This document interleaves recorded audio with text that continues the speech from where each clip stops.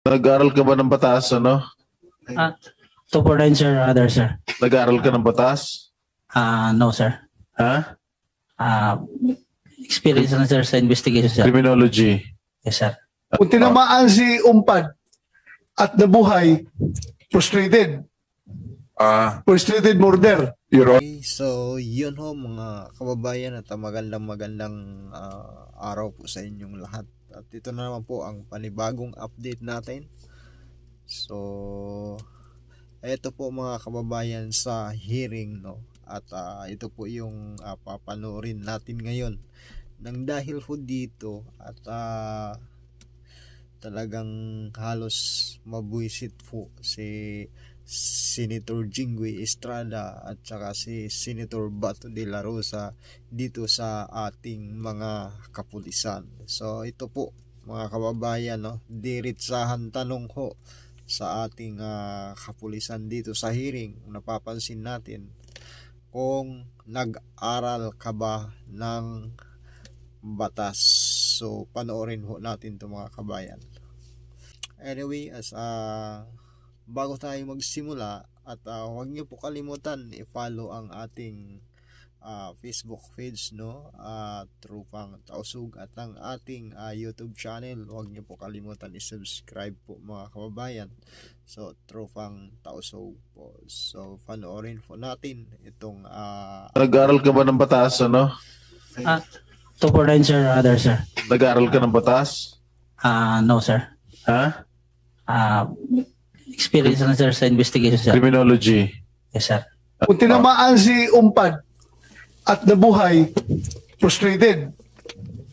Frustrated murder. Your Honor, can I request the investigators on case to answer the question? Alam mo, hindi ko nila lahat yung mga pulis. Pero meron din mga pulis na talagang mga loko eh.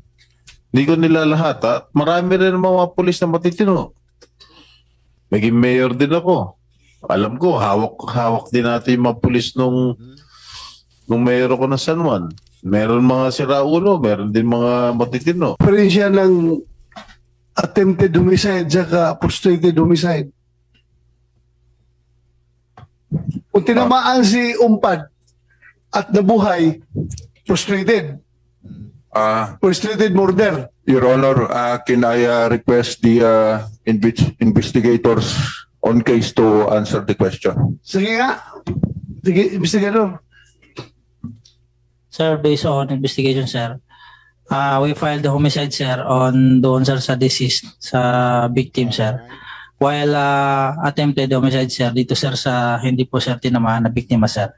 Kasi hindi tinamaan kaya attempted. Yes, sir. Teka, But all the actions necessary to commit the crime, nakaputok ng baril, pero hindi lang tinuhaan. Hindi pala yung frustrated. Attempted lang yun. Yes, sir. bakit homicide lang?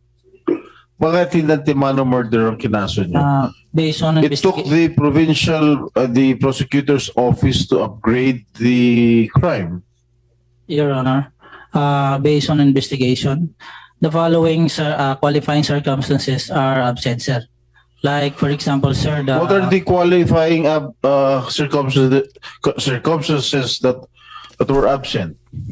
sir, the following circumstances are evident premeditation, sir. The treachery are absent also, sir. That the crime was committed due to spur of the moment, sir. Ano section niya sa revised penal code? Article 248 of the Article? revised penal code, sir. Can I have the article 248? Nag-aral ka ba ng batas, ano? 249, sir, rather, sir. Nag-aral ka ng batas? No, sir. yes. Ha? Experience na, sir, sa investigation, sir. Criminology. Yes, sir. Graduate ka sa criminology? Yes, sir. Alright. Sandali lang, babasahin ko lang yung batas. 249, sir, rather, sir. The homicide, sir. Okay, akit sa tingin mo, homicide. Homicide lang yung final yung kaso. Bakit sa tingin mo in-upgrade ng prosecutor's office to the crime of murder. Kung talagang, if you're really going to stick with what you investigated, na homicide lang dapat. Your Honor, hindi po namin ma-question yung wisdom po ng prosecutor's officer.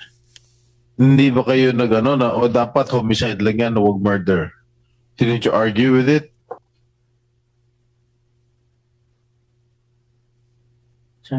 No, sir. Huh? Alright. Hindi na sila nag-argue dahil galit sila sa kasamahan nila eh. Lasing tapos na maril. Hindi, kasi ang Kaya, homicide may bail yan eh. nag-argue ha? Ang homicide, bailable yan eh. Available, oh. Ang murder, walang bail eh. So anyway, of course, mas mag-agree ako rin sa desisyon ng prosecutor's office, the fiscal's office, ni-upgrade yung kaso from homicide to murder. Dahil murder, wala talagang fiancé at mabubulok talaga sa kulungan niya. But anyway, at any rate, pwede naman siyang mag-exhaust ng kanyang mga legal remedies. But I am very happy to note that this policeman concerned has already been dismissed. And I admire you for your prompt action with regard to this case, this murder case against our parang mistaken identity to, ha? O hindi siguro mistaken identity yan. Kasi hindi rin misfire. Collateral damage. Dahil ang binabaril niya, ito. Tapos ang tinamaan yung kapatid na lumabas galing sa bahay. So, lasing nga. Hindi ka tinamaan ng target. Yung tinamaan yung... sana naman pinapanalangin naman natin na this must also serve as a stern warning to all policemen concerned. Hindi lamang yung mga tiga Rizal, at sa buong Pilipinas, sa buong bansa natin, na paglalabas kayo, kahit off-duty kayo, at meron kayong dalang armas, huwag na sana kayong uminom.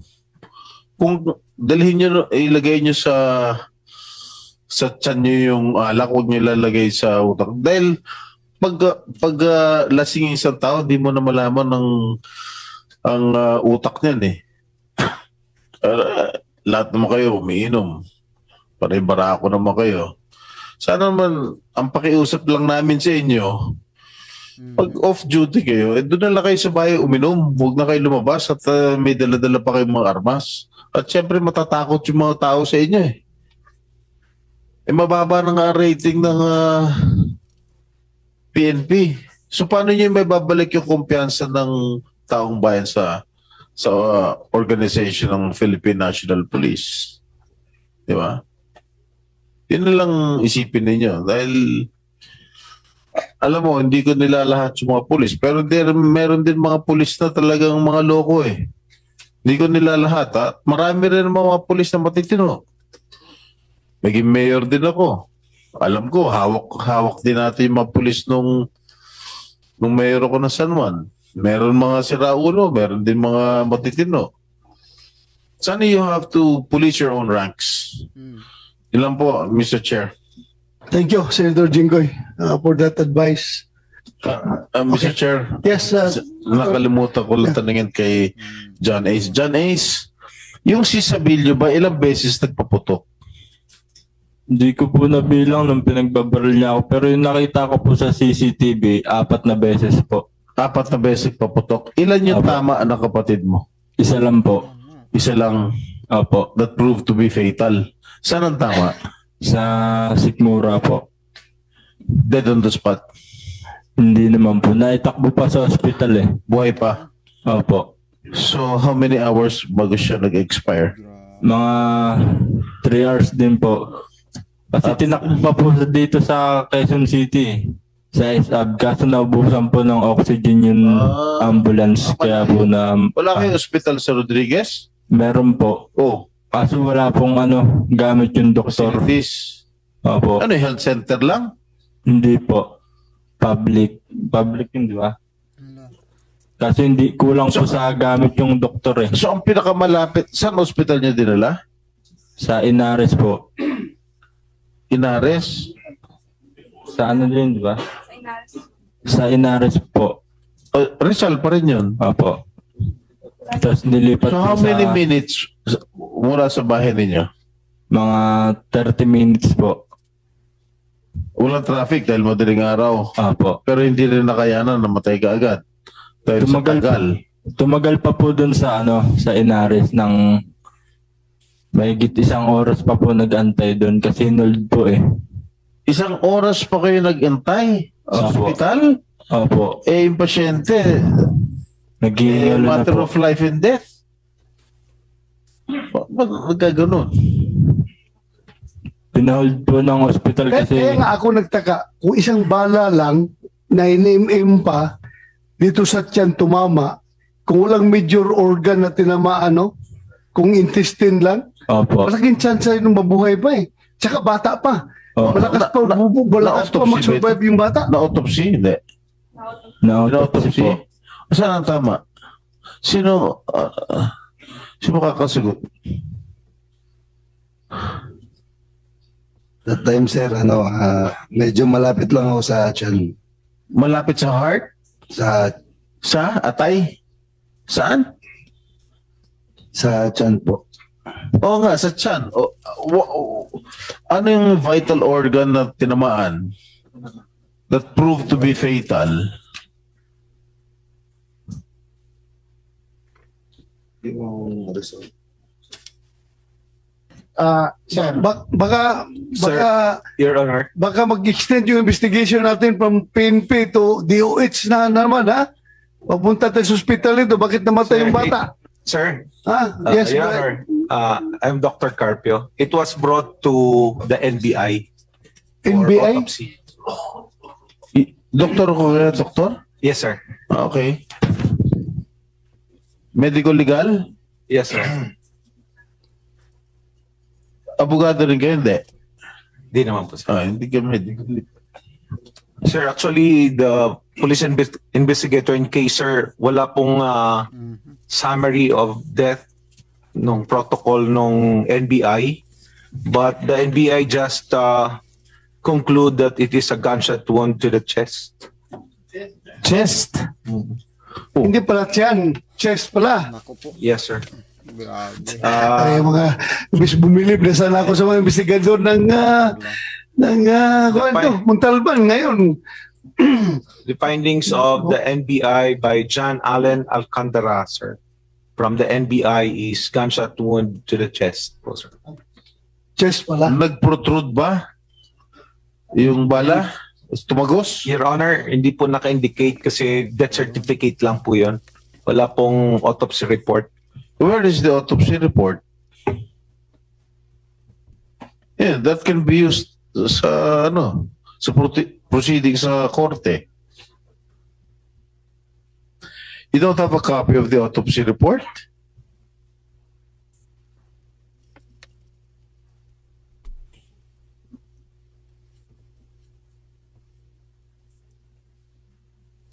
You're raising your hand. Si Naumpad or Napoleon Umpad? Ano, tatay ba ito? Napoleon, ikaw ang tatay? Opo. Yeah, you have the floor. Sige. May gusto kong sabihin. Go ahead. Yung autopsy result po, naipasa na po doon sa RTC ng San Mateo sa branch 174. Okay, nabasa mo ba yung autopsy report, Napoleon? Nahirapan din ako umintindi, sir. Hindi naman, wala naman akong Okay. pinag-aralan. Okay, naintindihan namin. Hindi, explain mo, meron ba kayong copy ng autopsy report? Naku po.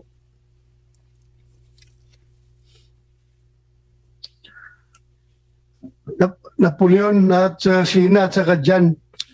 Condolence, ha? Condolence sa inyo. Ito si Sheena, nanay? Nanay? Kabata. Kapatid. Kapatid. Anak mo? kundulin sa inyo, ha? Sheena, meron kang copy ng autopsy report?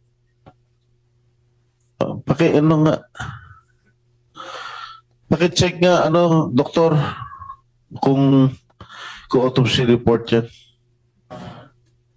Wala siyang dala. Hindi autopsy report yung dala niya.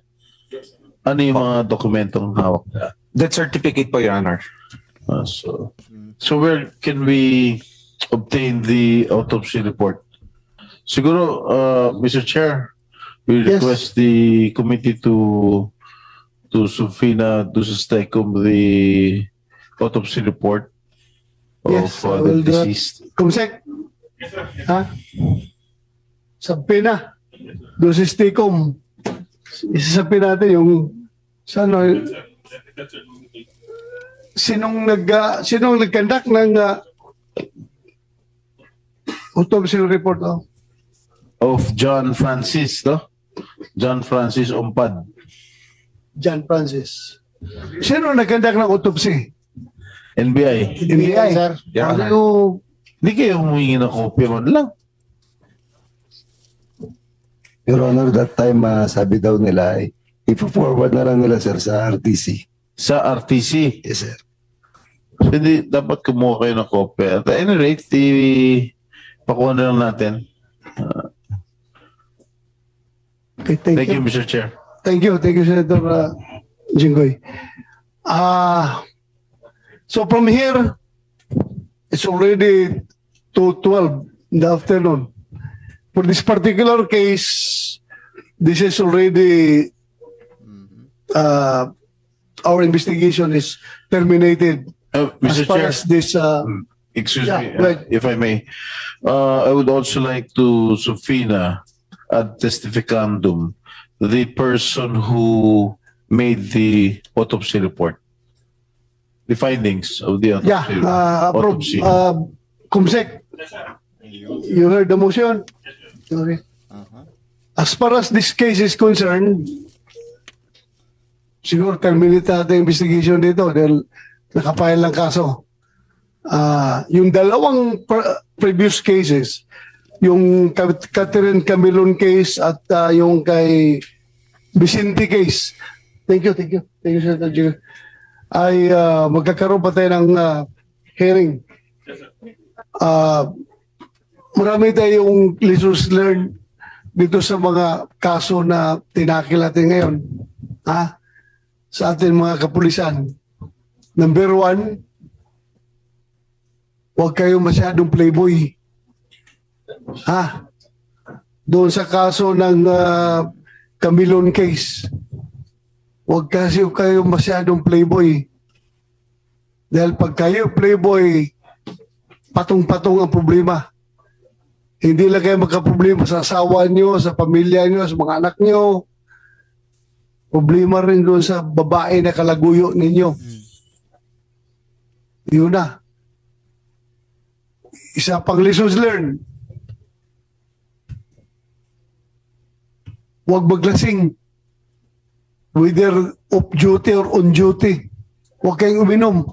Kasi itong sino suspect natin?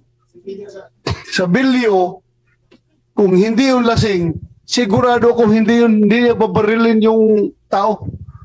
Lasing yun, walang control sa sarili. So, yun ang isang lessons learned natin doon. Yung isang kaso, yung kay Vicente, anong lessons learned natin doon? Ano?